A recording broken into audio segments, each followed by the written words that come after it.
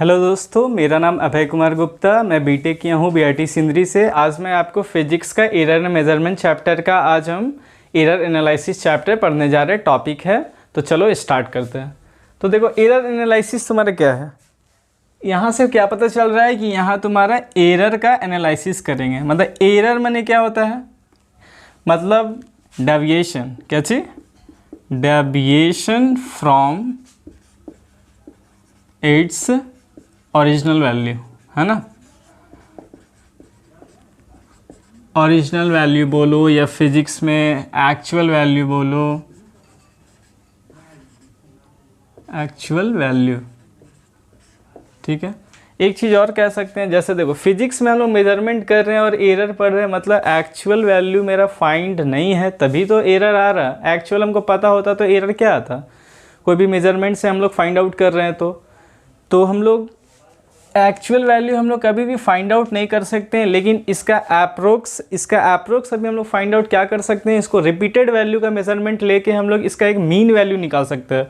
अब mean value को ही हम लोग बोल सकते हैं क्या, एक्चुअल वैल्यू। तो इसको मीन वैल्यू हम लोग कह सकते हैं, ठीक है।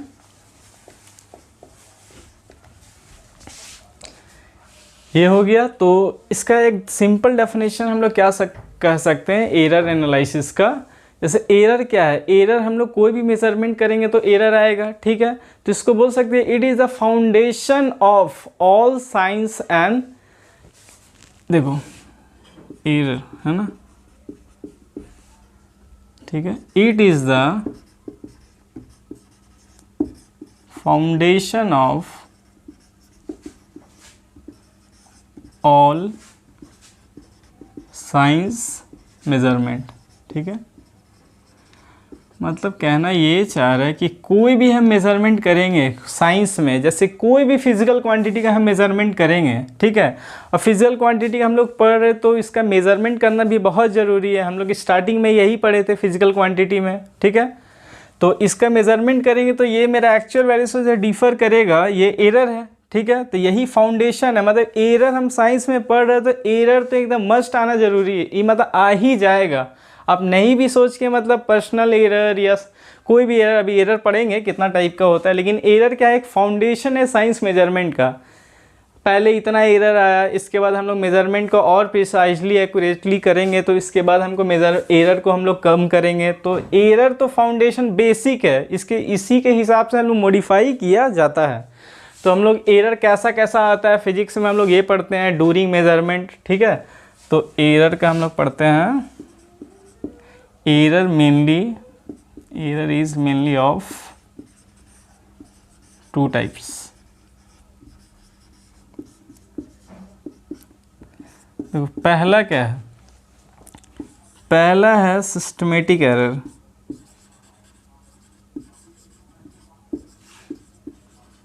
और दूसरा क्या है, रैंडम एरर। तो देखो मेनली दोनों में डिफरेंस क्या है, सिस्टमेटिक एरर और रैंडम एरर में। सिस्टमेटिक एरर क्या बता रहा, देखो सिस्टम एरर क्या है, सिस्टम एरर। जैसे कहने का मतलब ये सिस्टम क्या है, एक मतलब जैसे फिक्स एरर है कि ये सब ऐसा हो, इनिशियल में है, रिपीटेड एरर है। जैसे मान लो कोई भी हम मेजरमेंट कर रहे हैं, ठीक है, वेटिंग मशीन में, तो इसमें तुम्हारा इनिशियली एरर है तुम्हारा 0.5 kg। तो हम मान लो तुम्हारा कोई भी वज़न अपना किए 50 kg, तो इसके साथ तुम्हारा 50.5 दिखाएगा। तो ये मतलब एरर तुम्हारा क्या वन साइडेड है। जैसे तुम्हारा हमेशा ये तुम्हारा, ये मान लो इनिशियल लेवल है, इससे इधर बढ़ जाएगा, ये तुम्हारा घट ही जाएगा। तो हमेशा एरर ज़्यादा आएगा या कम आएगा, ठीक है।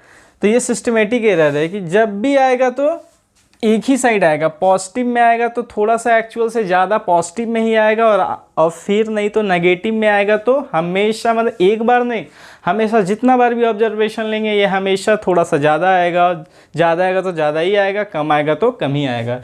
तो ये है सिस्टमेटिक एरर, ठीक है। और रैंडम एरर में क्या है, तो रैंडम एरर में है जैसे मान लो पर्सनल एरर हो गया तुम्हारा, कभी जैसे रूम का इन्वायरमेंट का कंडीशन बदल गया, टेम्परेचर बदल गया, प्रेशर बदल गया, तो उसके हिसाब से जो एक्सपेरिमेंट में जो प्रॉब्लम आया, एरर आया, ऑब्जर्वेशन में रीडिंग में दिक्कत आया, तो उसको क्या कहते हैं, रैंडम एरर। तो इसमें तुम लिख सकते हो कि temperature deviation, pressure deviation,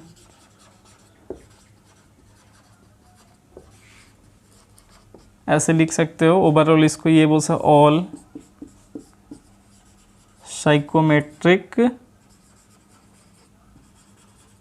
psychometric conditions, है ना।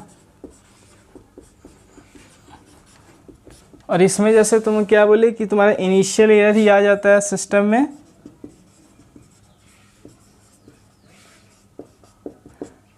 जैसे मान लो ये तुम्हारा, ये मान लो घड़ी है ना, ये मान लो घड़ी है, तो जैसे ये मान लो तुम्हारा 9 सेकंड ये तुम्हारा 9 सेकंड मान लो, ये तुम्हारा सेकंड वाला आर्क दिखा रहा 9 सेकंड में। अब रीडिंग में हम लोग देख लिए गलती से 10 सेकंड, ठीक है, तो ये 1 सेकंड का ये एरर आया, तो ये तुम्हारा क्या, ये रैंडम एरर नहीं है, ये मतलब सिस्टम में हमेशा मतलब एरर गलती देख ले रहे हैं। तो ये सब तुम्हारा सिस्टमेटिक एरर, या सिस्टम में जो रीडिंग हम लोग जिससे ले रहे हैं, वोल्ट मीटर से ले रहे हैं, एमीटर में ले रहे हैं, तो ये हमेशा थोड़ा सा फ्लक्चुएशन राइट साइड या ये लेफ्ट साइड हमेशा मेरा आ रहा है। तो ठीक है, सिस्टमेटिक एरर और रैंडम एरर ये सब होता है कि मेनली तुम्हारा ये सिस्टमेटिक एरर को हम लोग लेकिन रिमूव कर सकते हैं आसानी से, लेकिन रैंडम एरर सबसे डेंजर है। रैंडम एरर को हम लोग रिमूव कभी नहीं कर सकते। ये वाला ठीक किए तो वो गलत हो जाएगा, ये गलत किए वो ठीक है, लेकिन सिस्टमेटिक एरर हमको रिपीटेड ऑब्जर्वेशन से पता चल जाता है, जिसके कारण हम लोग इसका एरर को रिमूव कर सकते हैं। ठीक है, तो इसके अंदर हम लोग बहुत सारा पढ़ते हैं। अब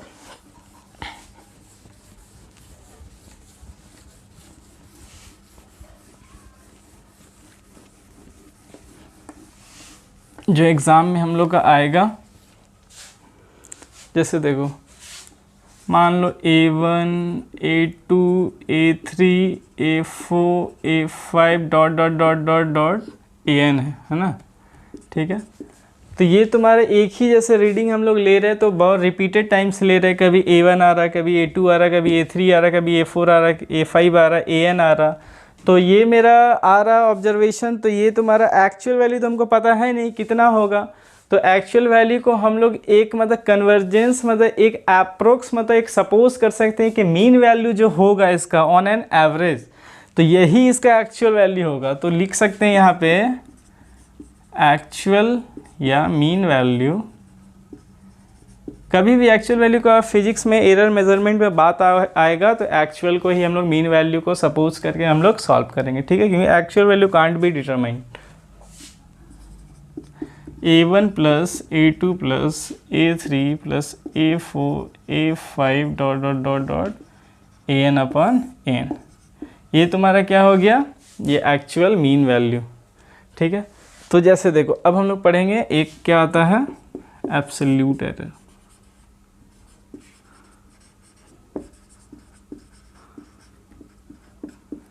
तो एब्सोल्यूट एरर तुम्हारा क्या होता है,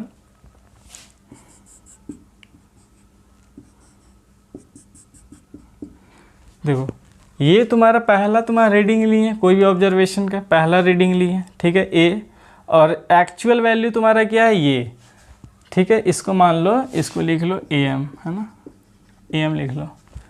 तो एब्सोल्यूट एरर मतलब कितना तुम्हारा ये मेनली एरर एक्चुअल से कितना तुम्हारा डेविएट कर रहा है, ये मेरा क्या है, और इसका तुम्हारा एब्सोल्यूट है मतलब मोड लगा हुआ है, मैंने मेनली कितना डिफरेंस आ रहा पार्टिकुलर रीडिंग में, मतलब इसमें कितना डिफरेंस आ रहा है, इसमें कितना डिफरेंस आ रहा है, इसमें कितना आ रहा है, इसमें कितना आ रहा है, तो मतलब सबका एब्सोल्यूट हम लोग निकाल सकते हैं। तो कभी एग्जाम में एब्सोल्यूट एरर पूछे तो जैसे ये तुम्हारा क्या हो जाएगा, तुम्हारा A1 प्लस AM, इसका मोड कर दो, ये नेगेटिव भी हो सकता है पॉजिटिव भी, तो मोड हमको लेके हमेशा पॉजिटिव में करना है। इसका ये हो गया, फिर तुम्हारा A2 माइनस AM, इसका भी क्या हो जाएगा A3 माइनस AM, ऐसे करके डॉट डॉट डॉट डॉट, इसका क्या निकाल सकते हैं AN माइनस AM।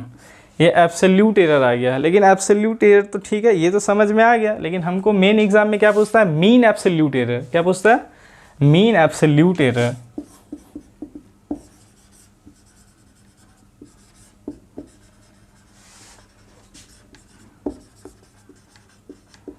तो देखो एब्सोल्यूट एरर तो पढ़ लिए, इसका मीन हमको निकालना है, तो जस्ट ये वाला हमको क्या कर देना है, ऐड कर देना और डिवाइडेड बाई n से कर देना।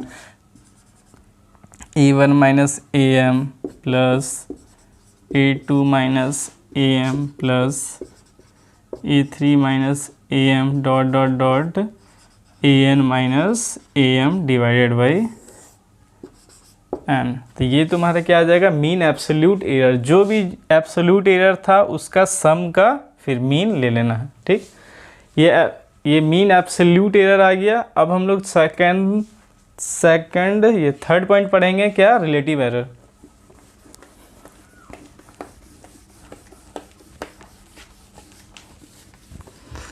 तो अब हम लोग रिलेटिव एरर पढ़ते हैं।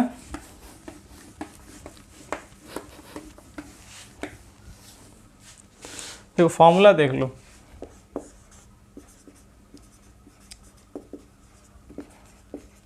रिलेटिव एरर क्या होता है,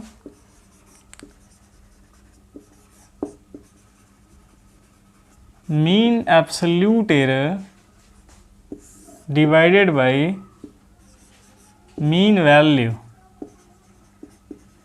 ठीक है। ये तुम्हारा रिलेटिव एरर हुआ। इसको हम लोग कभी कभी ये कह देते हैं फ्रैक्शनल एरर भी, क्या कह सकते हैं, फ्रैक्शनल एरर, ठीक है। और इसी का इंटू 100 कर देंगे तो ये परसेंटेज एरर मेरा हो जाएगा।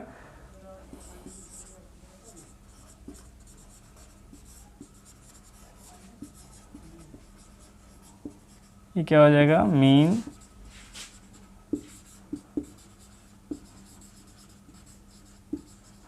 Absolute error divided by mean value, मतलब अपना वैल्यू से कितना वो डेविएट किया उसका परसेंटेज वाइज में कितना एरर है, तो यहाँ से ये निकल जाएगा, ठीक है। तो ये सब में एक एग्जांपल हम लोग करते हैं कि कैसे कैसे फाइंड आउट करते हैं।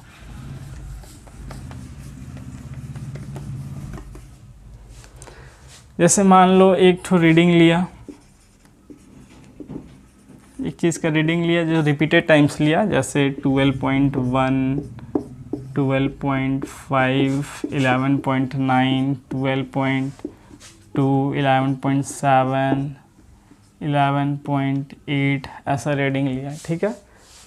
ये रीडिंग लिया कि ऐसा ऐसा मेरा आ रहा है। एक बार भी देखो, मतलब ये तुम्हारा अप्रोक्स मतलब तुम्हारा 11.7 से 12.5 तक मेरा वेरी कर रहा।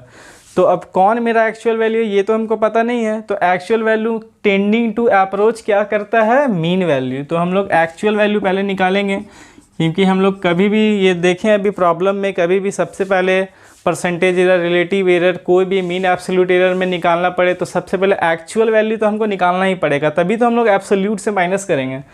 तो ये क्या है, एक्चुअल वैल्यू कैसे निकालते हैं, एक्चुअल वैल्यू या mean value 12.1 plus 12.5 plus 11.9 plus 12.2 plus 11.7 plus 11.8 divided by 6, ठीक है। ये जो भी वैल्यू आएगा, ठीक है, ये तुम्हारा क्या आ जाएगा, मान लो तुम्हारा ए कुछ भी आ गया, तो ये तुम्हारा क्या है, एक्चुअल वैल्यू है, ठीक है। अब हमको कुछ भी बोले, क्या बोले कि आप निकालिए मीन एब्सोल्यूट एरर, ठीक है, मीन एब्सोल्यूट एरर निकालिए। तो इसको कैसे निकालेंगे, तुम्हारा ये सबसे पहले मीन निकालना है तो एब्सोल्यूट कैसे निकालेंगे, जैसे 12.1, ठीक है, 12.1 माइनस जो वैल्यू आया ये आया, ठीक है, फिर प्लस इसमें से 12.5 माइनस ए, इसमें से 11.9 माइनस ए, प्लस इसमें से 12.2 माइनस ए, प्लस 11.7 माइनस ए, प्लस 11.8 माइनस ए। ये तो एब्सोल्यूट निकल गया। और एब्सोल्यूट को तुमको मीन, हमको क्या निकालना है, मीन एब्सोल्यूट एरर। तो ये 6 से डिवाइड कर दो तो ये क्या आ जाएगा मेरा, मीन एब्सोल्यूट एरर। तो देखो ये वाला ए वैल्यू, एक्चुअल वैल्यू ये है जो भी आएगा, ठीक है। और फिर रिलेटिव एरर क्या आ जाएगा, तो ये जो वैल्यू मान लो ये आ गया बी आ गया, ठीक, ये बी आ गया। तो तुम्हारा हमको मान लो पूछ दिया रिलेटिव एरर। रिलेटिव एरर तुम्हारा क्या होता है, मीन एब्सोल्यूट एरर, ठीक है, mean absolute error divided by mean value. तो मीन एब्सोल्यूट एरर मान लो क्या है तुम्हारा b है, और मीन वैल्यू तुम्हारा क्या है, देखो मीन वैल्यू तुम्हारा क्या है a, तो ये आ गया। और परसेंटेज पूछेगा तो क्या हो जाएगा b/a इंटू 100। ये 3 क्वेश्चन आ सकता है। Absolute error, we have to find absolute error, mean absolute value, और फिर रिलेटिव एरर, फिर परसेंटेज एरर। तो ऐसे करके हम लोग फाइंड आउट एरर एनालिसिस में करते हैं। ये भी एग्ज़ाम में इंपॉर्टेंट है, ये वाले आ जाते हैं, ठीक है। तो एरर एनालिसिस चैप्टर हम लोग का यहीं पे समाप्त होता है। तो अगले टॉपिक हम लोग नेक्स्ट क्लास में पढ़ते हैं। Thank you.